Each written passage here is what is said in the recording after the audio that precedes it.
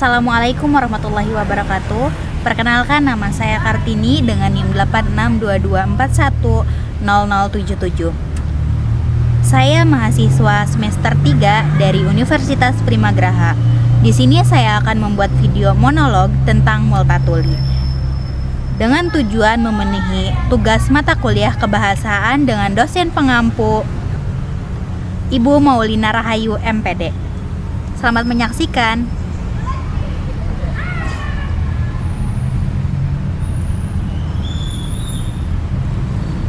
Nama Multatuli mungkin terdengar asing bagi sebagian orang, tetapi pemikirannya memiliki pengaruh besar dalam sejarah Indonesia.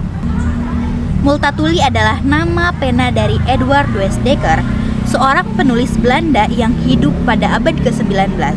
Ia bukan tokoh pergerakan Indonesia, bukan pula pribumi, tetapi justru menjadi salah satu orang Eropa yang berani menyuarakan penderitaan rakyat Indonesia di masa penjajahan Belanda.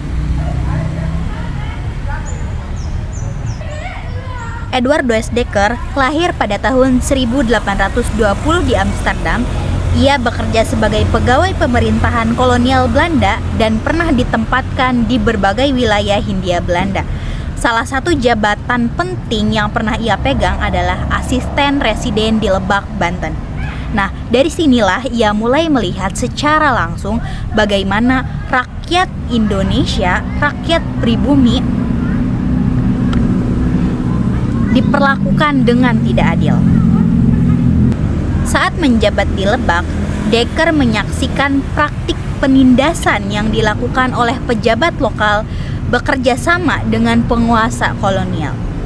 Rakyat dipaksa bekerja, membayar pajak berlebihan, dan hasil bumi mereka diambil tanpa imbalan yang layak. Ironisnya, semua ini terjadi di bawah sistem pemerintahan yang seharusnya melindungi rakyat. Decker tidak tinggal diam. Ia mencoba melaporkan berbagai penyimpangan tersebut kepada atasannya. Namun, laporannya justru diabaikan. Pemerintahan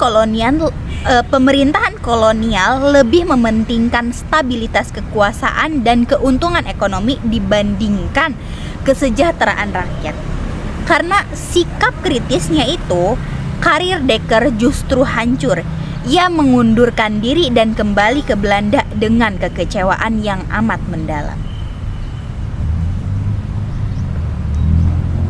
Dari kekecewaan inilah yang kemudian melahirkan nama Multatuli, yang berarti aku telah banyak menderita. Dengan nama pena tersebut, ia menulis sebuah karya besar berjudul Max Havelaar pada tahun 1860. Buku ini bukan sekedar novel, melainkan kritik tajam terhadap sistem penjajahan Belanda di Indonesia, khususnya sistem tanam paksa. Dalam Max Havelaar, Multatuli menceritakan kisah seorang pejabat kolonial idealis yang berusaha membela rakyat, tetapi akhirnya dikalahkan oleh sistem yang korup dan tidak manusiawi. Melalui cerita ini, Multatuli membuka mata masyarakat Eropa tentang penderitaan rakyat pribumi yang selama ini ditutupi oleh pemerintahan kolonial.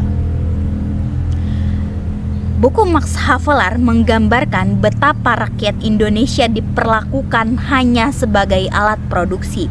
Mereka dipaksa menanam kopi, tebu, dan tanaman ekspor lainnya demi keuntungan Belanda. Jika gagal memenuhi target, rakyat mendapatkan hukuman. Mereka kelaparan, kemiskinan, dan penderitaan menjadi bagian dari kehidupan sehari-hari.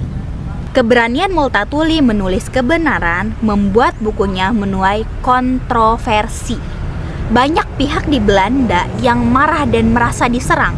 Namun, tidak sedikit pula yang mulai menyadari bahwa sistem kolonial yang selama ini dianggap wajar ternyata penuh ketidakadilan. Dari sinilah muncul tekanan moral terhadap pemerintahan Belanda. Pemikiran Multatuli kemudian berkontribusi pada lahirnya politik etis pada awal abad ke-20. Politik ini bertujuan untuk membalas budi kepada rakyat Indonesia melalui pendidikan, irigasi, dan transmigrasi. Peluang bagi lahirnya kaum terpelajar Indonesia. Kaum terpelajar inilah yang kelak menjadi pelopor pergerakan nasional seperti Budi Utomo, Sarekat Islam, dan tokoh-tokoh kebangkitan nasional. Dengan kata lain, meskipun Multatuli bukan orang Indonesia, pemikirannya ikut menyalakan api kesadaran akan keadilan dan kemanusiaan di tanah jajahan.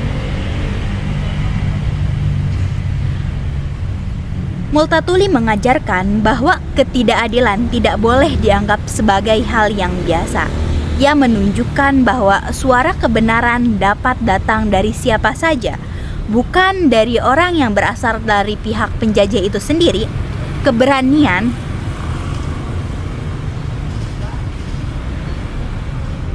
bahkan dari orang yang berasal dari pihak penjajah itu sendiri. Keberaniannya melawan sistem menunjukkan bahwa kemanusiaan harus berada di atas kepentingan kekuasaan. Hingga saat ini, nama Multatuli masih dikenang di Indonesia. Salah satu bentuk penghormatan adalah berdirinya Museum Multatuli di Rangkas Bitung. Museum ini menjadi pengingat bahwa sejarah tidak hanya tentang pahlawan bersenjata, tetapi juga tentang pemikiran, kebenaran moral, dan perjuangan melalui tulisan. Dari kisah Multatuli, kita dapat belajar bahwa perubahan tidak selalu datang secara instan. Kadang perubahan dimulai dari satu tulisan, satu keberanian, dan satu suara yang menolak diam. Meskipun Multatuli tidak hidup untuk melihat kemerdekaan Indonesia, pemikirannya telah meninggalkan jejak yang panjang dalam sejarah bangsa ini. Sebagai generasi sekarang, memahami sosok Multatuli membantu kita melihat sejarah secara lebih kritis. Penjajahan bukan hanya tentang kekuasaan politik, tetapi juga tentang penderitaan manusia. Dan pendidikan sejarah bukan sekedar menghafal nama dan tahun, melainkan mengambil nilai keadilan, empati, dan keberanian untuk membela yang tertindas. Itulah kisah Multatuli, seorang penulis yang mengubah penderitaan menjadi perlawanan dan kata-kata menjadi senjata melawan ketidakadilan. Terima kasih kawan-kawan telah menonton video ini. See you next video.